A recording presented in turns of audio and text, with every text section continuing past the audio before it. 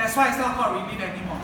It comes from the word convection, means convection, rays, radiation.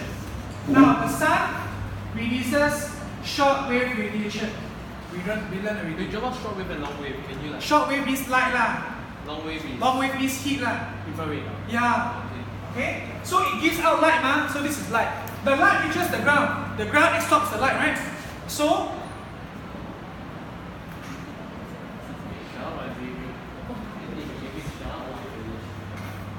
it absorbs the short wave radiation. I absorb the light.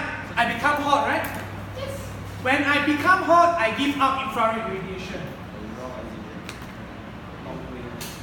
which is called long wave radiation. It gives out long wave radiation, correct? We know. Now, that means it gives out heat, right?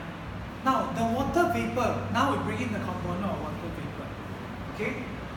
The water vapor above the Earth's surface is warm, right? But you realize as it rises,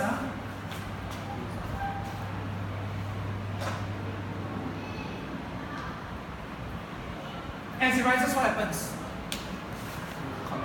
Correct, the triple C will happen, right? The cool condensed clouds will happen again. Correct? So as a result, as it rises, you have the triple C happening again. Okay, now question is, when will this occur? When will this occur? Is it everywhere where there is sun? That means you will get this. Answer is not really. You only get this kind of rain only in particular when the sun hits the ground intensely.